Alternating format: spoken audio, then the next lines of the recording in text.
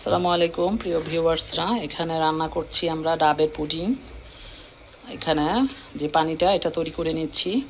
প্রথমে আমরা agar agar powder, এই যে আগার আগার পাউডার এরকম, এটাকে আমরা ভিজিয়ে রেখেছি আধা ঘন্টা এবং এটার মধ্যে আমরা অ্যাড করেছি ডাবের পানি। আর এই যে লাল দেখা যাচ্ছে, এখানে লাল চিনি আমরা ব্যবহার করছি। এখানে আমরা এরকম একটি অ্যালুমিনিয়ামের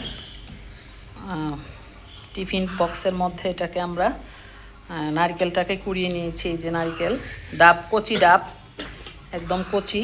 আর এই যে পানিটা, এখন এটাকে আমরা এই অবস্থায় ঢেলে দিব।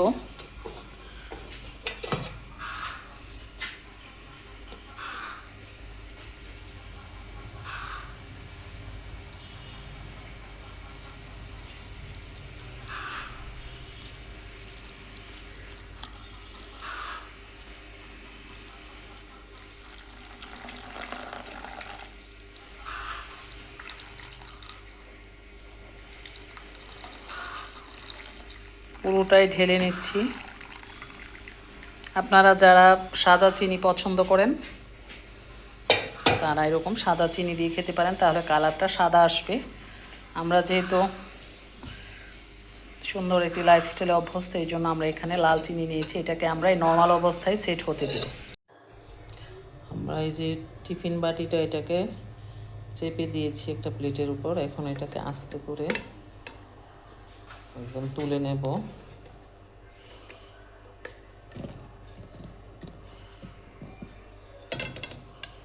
একদম হয়ে গেছে আমাদের এই যে ডাবের পুডিং, হোমমেড ডাবের পুডিং। এই যে থিকনেসটা আমি দেখিয়ে দিচ্ছি, একদম খুব চমৎকার হয়েছে আমার মেয়ের শখের ডাবের পুডিং।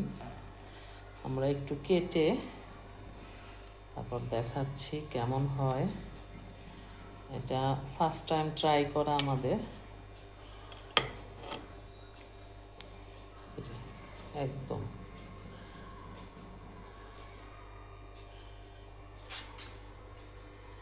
এখন যে উপরে এবং নিচে কিরকম লেয়ারের মতো হয়েছে,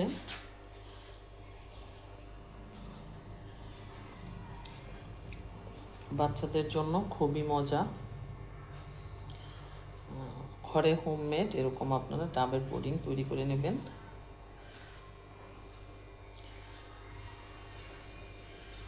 ধন্যবাদ সবাইকে।